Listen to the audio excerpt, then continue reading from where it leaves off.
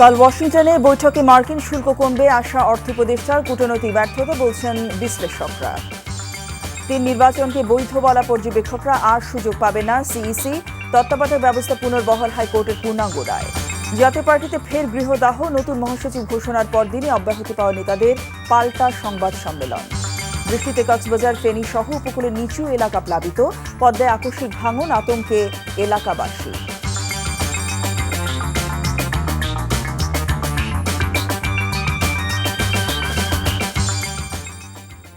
আসসালামু আলাইকুম, জসিন্তা জিনিয়া স্বাগত জানাচ্ছে এনটিভির সন্ধ্যার খবরে। ক্রাউন সিমেন্ট শিরোনাম দেখছিলেন, এবার পুরো খবর। যুক্তরাষ্ট্রে পণ্য রপ্তানিতে ৩৫% শুল্ক আরোপের ঘোষণা দিলেও বাণিজ্য উপদেষ্টার নেতৃত্বে প্রতিনিধি দলের সাথে আলোচনায় তা কমবে বলে আশাবাদ জানিয়েছেন অর্থ উপদেষ্টা ডক্টর সালেউদ্দিন আহমেদ। দুপুরে সচিবালয়ে অর্থনৈতিক বিষয় ও সরকারি ক্রয় সংক্রান্ত উপদেষ্টা পরিষদ কমিটির সভা শেষে এসব বলেন তিনি। বৈঠকে শুল্ক হার কমানোই মূল লক্ষ্য, সাথে যুক্তরাষ্ট্র থেকে গম, সয়াবিন, খাদ্যপণ্য, এয়ারক্রাফট, সেনা সরঞ্জাম আমদানি বাড়ানো হবে বলে জানিয়েছেন বাণিজ্য সচিব। রিপোর্ট করছেন রকুনুদ্দিন। ২ এপ্রিল বিশ্বের বিভিন্ন দেশের সাথে বাংলাদেশি পণ্যের ওপরও ৩৭% পাল্টা শুল্ক আরোপের ঘোষণা দেন যুক্তরাষ্ট্রের প্রেসিডেন্ট ডোনাল্ড ট্রাম্প। কিন্তু বিশ্ববাজারে অস্থিরতা দেখা দিলে ৯০ দিনের জন্য তা স্থগিত করা হয়। সেই মেয়াদ শেষ হচ্ছে ৯ জুলাই। তার আগেই সোমবার প্রধান উপদেষ্টার কাছে আরেকটি চিঠি পাঠিয়ে বাংলাদেশের জন্য ৩৫% শুল্ক নির্ধারণ করা হয়েছে বলে জানান ট্রাম্প। দুই দেশের বাণিজ্য ঘাটতি দূর করতে এই শুল্কারোপ, যা ১ আগস্ট থেকে কার্যকর হবে বলেও জানানো হয়। তবে খোলা রয়েছে আলোচনার দরজা। মঙ্গলবার সচিবালয়ে সরকারি ক্রয় সংক্রান্ত উপদেষ্টা পরিষদ কমিটির সভা শেষে এ বিষয়ে বাংলাদেশের পদক্ষেপ নিয়ে অর্থ উপদেষ্টার কাছে জানতে চান সাংবাদিকরা। ওইখানে আমাদের বাণিজ্য উপদেষ্টা আছেন, প্রেসিডেন্ট দিয়েছে, কিন্তু 1-to-1 যখন নেগোসিয়েশনে ঠিক হবে আমরা আশা করি ডেফিনেটলি, এবং আমরা যদি যাই হোক আমরা সেটার প্রেক্ষিতে আমাদের আমাদের যে মেজার্সগুলি আছে এগুলো আমরা নেব ফিরে আসার পরে। বৈঠকে যোগ দিতে যুক্তরাষ্ট্র যাচ্ছেন বাণিজ্য সচিবও। মঙ্গলবার সাংবাদিকদের সাথে আলাপকালে তিনি জানান, শুল্ক হার কমানোই হবে বৈঠকের মূল এজেন্ডা। বলেন, দেশটির প্রতিষ্ঠান বোয়িংকে আরও ক্রয়াদেশ দেওয়া হবে, সাথে সরকারিভাবে বিদেশি খাদ্যপণ্য ও সেনাবাহিনীর জন্য সরঞ্জাম কিনতে যুক্তরাষ্ট্রকে প্রাধান্য দেওয়া হবে। আমরা যে আলোচনা করব সেটা তো রেসিপ্রোকাল ট্যারিফ আমরা চাই না থাকুক। আমাদের কাছে তারা কিছু চেয়েছে, সেটা হলো শুল্ক কমানো পর্যায়ক্রমে। এনবিআর এর সাথে কনসালটেশন করার পরে, এনবিআর এবং সরকারের অন্যান্য অংশের সাথে কনসালটেশন করে সে ব্যাপারেও আমরা সিদ্ধান্ত নিব। বোয়িং এর ফ্লাইট কেনার জন্য আমাদের কিছু আদেশ দেওয়ার কথা রয়েছে খুব শীঘ্রই। এ সময় তার কাছে সাংবাদিকদের প্রশ্ন ছিল, শেষ পর্যন্ত শুল্কারোপ ঠেকানো না গেলে দেশের বাজারে কী প্রভাব পড়তে পারে, আর ৩ মাসেও কেন কোনো সমাধানে পৌঁছা গেল না। আমরা একদম ফুল টাইম এনগেজ ছিলাম গত সেই ২রা এপ্রিল থেকে। আমরা এনগেজ না বা তৎপর আমরা কম, এটা কোনোভাবেই বলা যাবে না। কিছু না হলে প্রেশার হবে, সেটা তো সবাই বুঝে, এবং সেটা যাতে না হয় সেজন্য তো আমরা যাচ্ছি আলোচনা করতে। অর্থমূল্য বিবেচনায় যুক্তরাষ্ট্রে বাংলাদেশের মোট রপ্তানির ৮৭%ই তৈরি পোশাক। বর্তমানে দেশটিতে পোশাক পণ্য রপ্তানিতে গড়ে ১৫% শুল্ক পরিশোধ করতে হয় বাংলাদেশকে। Rokunuddin, NTV news, Dhaka. ৩ মাস সময় পাওয়ার পরও বাংলাদেশের রপ্তানি পণ্যে যুক্তরাষ্ট্রের ৩৫% শুল্ক আরোপ অন্তর্বর্তী সরকারের বড় ধরনের কূটনৈতিক ব্যর্থতা, এমন কথা জানিয়েছেন বিশ্লেষকরা। আর শিল্প মালিকরা বলছেন, আগামী ৩ সপ্তাহের মধ্যে সমঝোতায় পৌঁছানো না গেলে বাংলাদেশের রপ্তানি বাণিজ্যের জন্য অপেক্ষা করছে অশনি সংকেত। সেলিম মালিকের রিপোর্ট। বাংলাদেশ সহ ১৪টি দেশের রপ্তানিতে শুল্ক বাড়ানোর ঘোষণা দিয়ে ফের রপ্তানি বাণিজ্যে উত্তেজনা ছড়িয়েছে যুক্তরাষ্ট্র। তবে চলতি জুলাই মাসের মধ্যে নতুন সমঝোতার সময়সীমা নির্ধারণ করে দিয়েছে দেশটি। এই সময়ের মধ্যে ফলপ্রসূ চুক্তি করা গেলে কমানো যেতে পারে শুল্কের হার। সব মিলে বাংলাদেশের হাতে আছে মাত্র ২০ দিনের মতো। এই সময় যদি নতুন চুক্তিতে পৌঁছানো না যায়, তাহলে কি অপেক্ষা করছে বাংলাদেশের রপ্তানি বাণিজ্যের ভাগ্যে? অবভিয়াসলি যদি 35% থাকে, তাহলে এটা বাংলাদেশের আমেরিকাতে যেসব পণ্য আছে, গার্মেন্টস, চামড়া, প্লাস্টিক্স, অ্যাগ্রো প্রসেস সব মিলে এটা আমরা একটা কঠিন চ্যালেঞ্জের মধ্যে পড়ব। আমরা যেটা বিশ্বাস করি যে বাংলাদেশের সার্বভৌমত্ব, বাংলাদেশের ন্যাশনাল ইন্টারেস্ট প্রোটেক্ট করে নেগোসিয়েশন চালিয়ে যেতে হবে।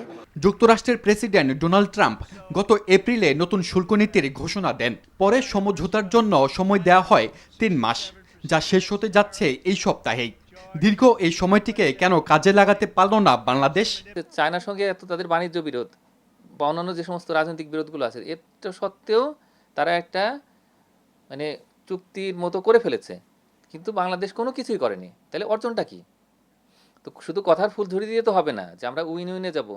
তো এখন উইন উইন কি? আমরা এখন তো টোটালি একটা ডেঞ্জার জোনে চলে গেছি। সময় এখনো শেষ হয়ে যায়নি, তাই কাজে লাগাতে হবে প্রতিটি মুহূর্ত। এখনই অন্তত 10 পৃষ্ঠা হলেও একটা খসড়া নিয়ে যেতে হবে তাদের সামনে। এই খসড়া নিয়ে তারপর তারা কি চায়, আমরা কি চাই, সেটা উপস্থাপন করতে হবে, করে শুল্কের বিষয়ে একটা চুক্তি করতে হবে। অশুল্ক বাধা দূর করার জন্য আমাদের পরিকল্পনা কি সেটা পরিষ্কার করে বলতে হবে।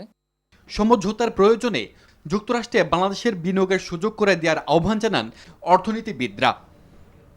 সেলিম মালিক, এনটিভি নিউজ, ঢাকা। বাংলাদেশের সব পণ্যের ওপর যুক্তরাষ্ট্রে আরোপ করা 35% শুল্ক আগামী 1 আগস্ট থেকে কার্যকর হবে। 7 জুলাই প্রধান উপদেষ্টা অধ্যাপক মোহাম্মদ ইউনূসকে লেখা এক চিঠিতে ট্রাম্প এ কথা জানান। যুক্তরাষ্ট্র বাংলাদেশের মধ্যে বাণিজ্য ঘাটতিকে অসহনীয় ও মার্কিন অর্থনীতি ও নিরাপত্তার জন্য হুমকি হিসেবে উল্লেখ করেছেন ট্রাম্প। হুঁশিয়ারি এর প্রতিক্রিয়ায় কোনো মার্কিন পণ্যের ওপর পাল্টা শুল্ক আরোপ করা হলে বর্ধিত হারটি 35%-এর সাথে যোগ হবে। বাংলাদেশের সাথে বাণিজ্য সম্পর্ক এগিয়ে নেওয়ার ইচ্ছাও ব্যক্ত করেছেন তিনি। বলেছেন, যদি কোনো বাংলাদেশি কোম্পানি যুক্তরাষ্ট্রে কারখানা স্থাপন করে তবে তাদের কোনো শুল্ক দিতে হবে না। এক্ষেত্রে দ্রুত সরকারি অনুমোদন দেওয়ার আশ্বাসও দিয়েছেন তিনি। যুক্তরাষ্ট্রের জন্য বাংলাদেশের বাজার উন্মুক্ত করার শর্তে শুল্ক কমানোর বিষয়টি বিবেচনার আশ্বাস দিয়েছেন ট্রাম্প।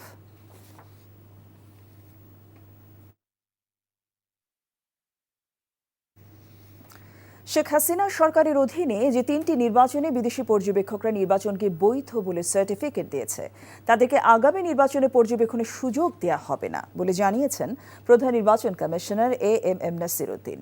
সকালে রাজধানী আগারগাঁও নির্বাচন কমিশন ভবনে প্রধান নির্বাচন কমিশনারের সাথে বৈঠক করেন ঢাকায় নিযুক্ত Canadian high commissioner Ajit Singh. বৈঠক শেষে প্রধান নির্বাচন কমিশনার বলেন, আগামী জাতীয় সংসদ নির্বাচনের প্রস্তুতির বিষয়ে জানতে চেয়েছেন কানাডিয়ান হাই কমিশনার। বাংলাদেশে অবাধ ও সুষ্ঠু নির্বাচন দেখতে চায় কানাডা। পর্যবেক্ষক সহ নির্বাচনী কর্মকর্তাদের প্রশিক্ষণ বিষয়ে কানাডার সহায়তা চেয়েছে নির্বাচন কমিশন। পরে ব্রিফিংয়ে বৈঠকের তথ্য জানান সিইসি।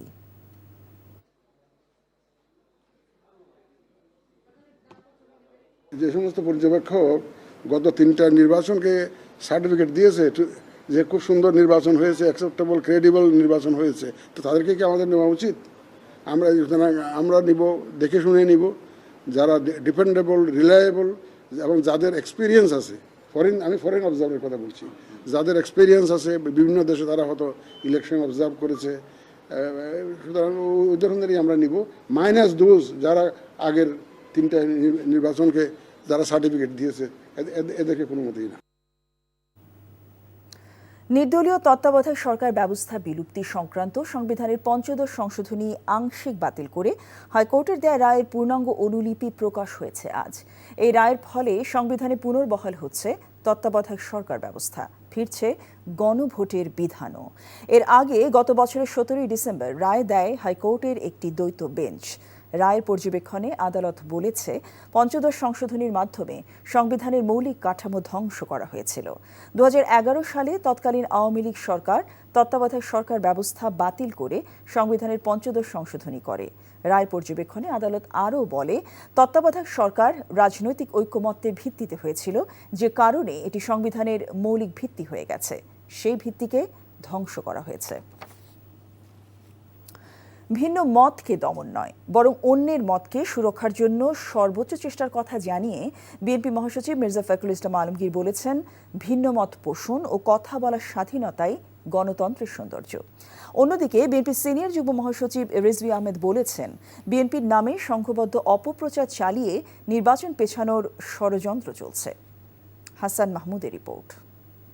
আজকের মালিকানা মিডিয়া হাউস যুক্তি আর পাল্টা যুক্তির মধ্য দিয়ে মত প্রকাশের সৌন্দর্যকে নান্দনিক করে তোলে যে বিতর্ক, সেই আয়োজনের এই আসরে যুক্ত হয়েছে দেশের তরুণ বিতার্কিকদের প্রতিনিধিরা।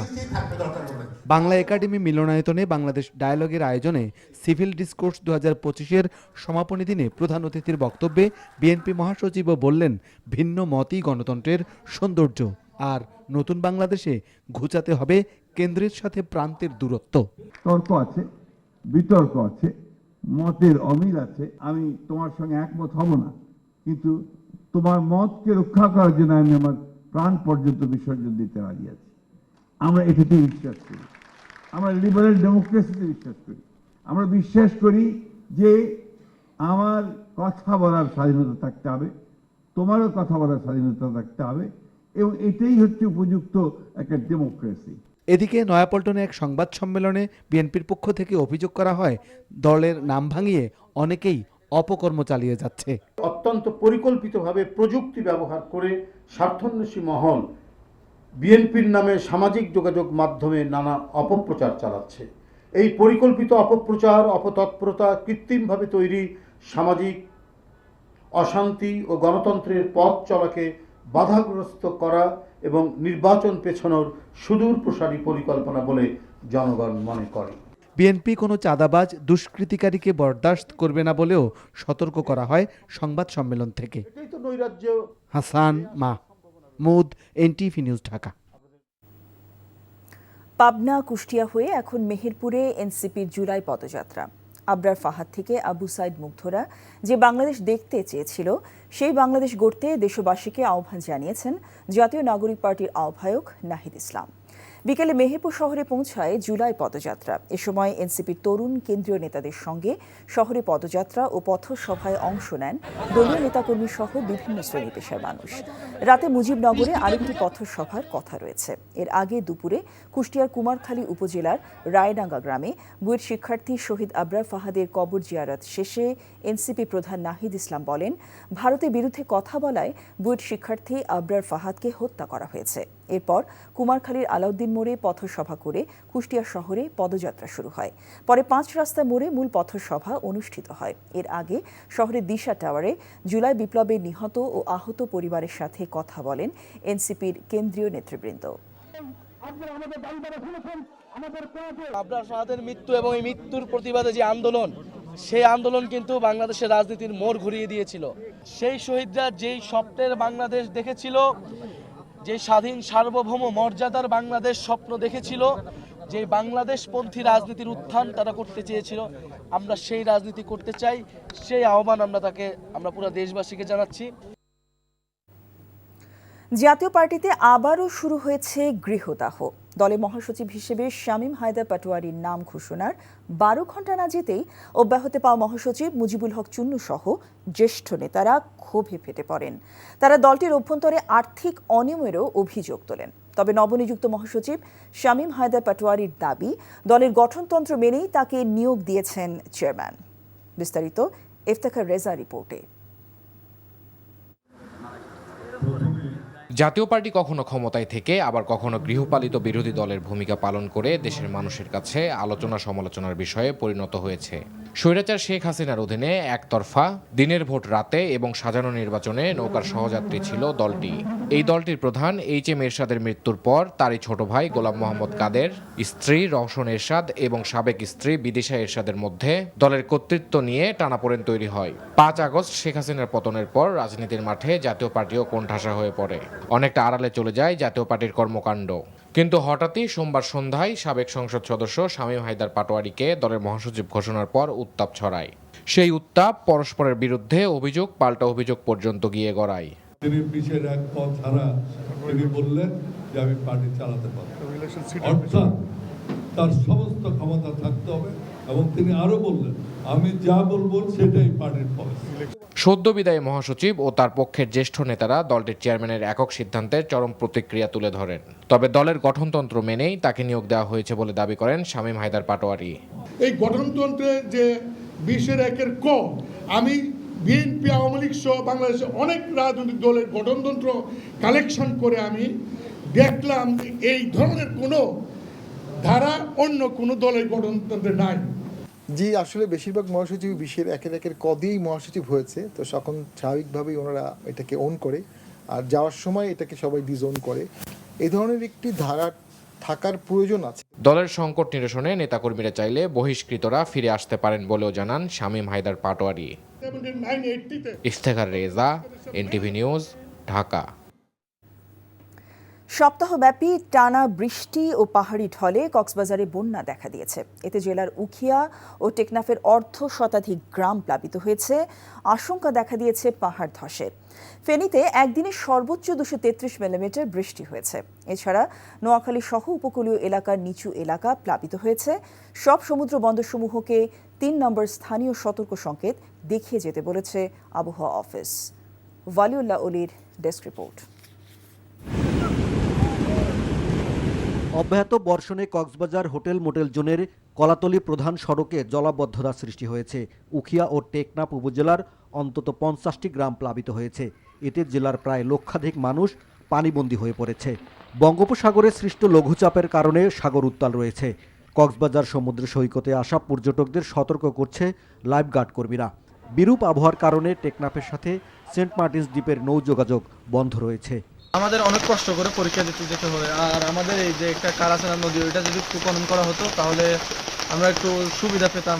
2-3 দিন বৃষ্টিপাতের পর থেকে আমরা পাহাড় ধসের আশঙ্কার কথা এবং সেখান থেকে পরিবারদেরকে নিরাপদে সরিয়ে আনার জন্য আমরা নানা ধরনের উদ্যোগ গ্রহণ করেছি। ফেনীতে 233 মিলিমিটার বৃষ্টিপাত রেকর্ড করেছে আবহাওয়া অফিস, যা চলতি বছরে একদিনে সর্বোচ্চ। এতে শহরের সদর হাসপাতাল road, academy road, Rampur, Shahin academy এলাকা, পাঠানবাড়ি এলাকা সহ বিভিন্ন এলাকায় জলাবদ্ধতা তৈরি হয়েছে। দুর্ভোগে পড়েছেন মানুষ। বন্ধ করা হয়েছে শিক্ষা প্রতিষ্ঠানের শিক্ষা কার্যক্রম। স্কুলে গেছিলাম কারণ স্কুলে মনে করছিলাম আজকে পরীক্ষা আছে, তবে পানির কারণে আজকে পরীক্ষা বাতিল করে দিয়েছে। ঘর থেকে কেউ বার হতে পারছে না, আমরা সবার বিপদ ঢুকে আছি। নোয়াখালীতেও 126 মিলিমিটার বৃষ্টিপাত রেকর্ড করা হয়েছে। বৃষ্টিতে নিচু এলাকা তলিয়ে গেছে, ভোগান্তিতে পড়েছে মানুষ। সব দিকে পানি, আমরা এখন নিরুপায়, আমরা মানবতার জীবন কাটাচ্ছি। দুদিন থেকে আমাদের ঘরে পানি উঠে গেছে, আমরা রান্নাবাড়ি করতে পারি না। আবহাওয়া অফিস বলছে লঘুচাপের প্রভাবে দেশের উপকূলীয় এলাকা ও সমুদ্র বন্দরসমূহের উপর দিয়ে দমকা কিংবা ঝোড়ো হাওয়া বয়ে যেতে পারে। বেল সহ যে বিভাগগুলো রয়েছে, খুলনা, বরিশাল, চট্টগ্রামের সাথে ঢাকা বিভাগ অনেক জায়গায় ভারী বর্ষণ সম্ভাবনা রয়েছে। তবে আশা করা যায় কালকে থেকে বৃষ্টি অনেকটা কমে যাবে। ওয়ালিউল্লাহ অলি, এনটিভি নিউজ ডেস্ক। শরীয়তপুরে পদ্মা সেতু প্রকল্পে রক্ষা বাঁধে আকস্মিক ভাঙন দেখা দিয়েছে। ধসে গেছে বাঁধের 200 মিটার এলাকা। বিলীন হয়েছে একাধিক বসত বাড়ি ও ব্যবসা প্রতিষ্ঠান। ভাঙন আতঙ্কে গত 2 দিনে তড়িঘড়ি করে স্থানীয়রা নিজস্ব স্থাপনা সরিয়ে নিয়েছে। ভাঙন রোধে দ্রুত ব্যবস্থা নেওয়ার আশ্বাস দিয়েছে পানি উন্নয়ন বোর্ড। শরীয়তপুর থেকে আব্দুল আজিজ শিশিরের রিপোর্ট।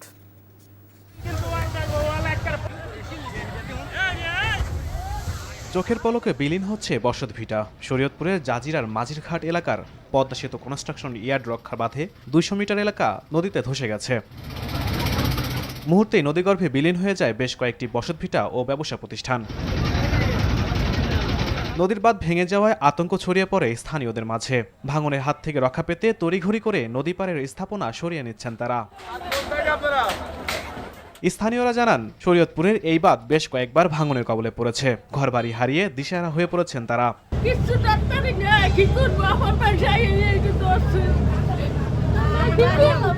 আমরা এক ভাঙ্গা দিয়ে আসছি, আবার বাড়ি করছি, আবার ভাঙ্গা দিছি। নদীতে ভাঙ্গা হালাইছে এডি সব ভাই গদবার কিছু সরাই হাতটা নেই, এরকম ভাঙ্গা ভাঙছে। কর্তৃপক্ষ দৃষ্টি আকর্ষণ করছে যে অনতি বিলম্বে পদ্মা নদীর পাড়ে স্থায়ী বাঁধ যদি হয় তাহলে হয়তোবা আমাদের একটু মাথা গোঁজার ঠাঁই হতে পারে।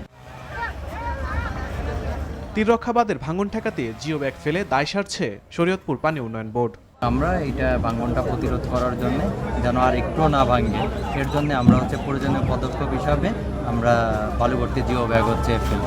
এইটা প্রকল্প করার জন্য যেই ব্যবস্থা নেওয়া, সার্ভে, ডিজাইন, এগুলো আমাদের প্যারালালি হচ্ছে। প্রকল্পটা যদি আগামী বর্ষা মৌসুমের আগে প্রকল্পটা পাশ হয়ে যায়, যেন আমরা এই সমস্যাটা আগামী বর্ষা মৌসুমে আমরা ফেস না করি। শুধু আশ্বাস নয়, দ্রুত নদীর তীররক্ষা বাঁধ সংস্কার করার দাবি স্থানীয়দের। NTV news desk.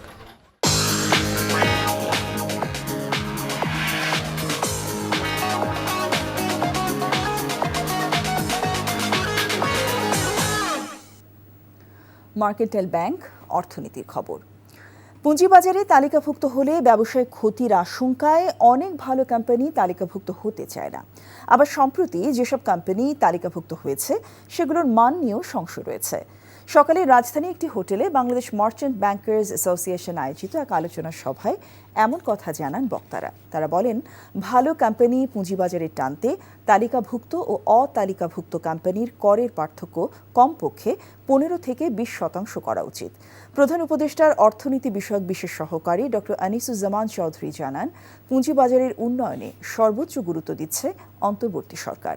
তবে বাজার ঘিরে যে নীতি গড়ে উঠেছে সেটি রাতারাতি পরিবর্তন করা সম্ভব নয়। বলেন, সমন্বয় জটিলতার কারণে দেশে ব্যবসা করা কঠিন হয়ে দাঁড়াচ্ছে।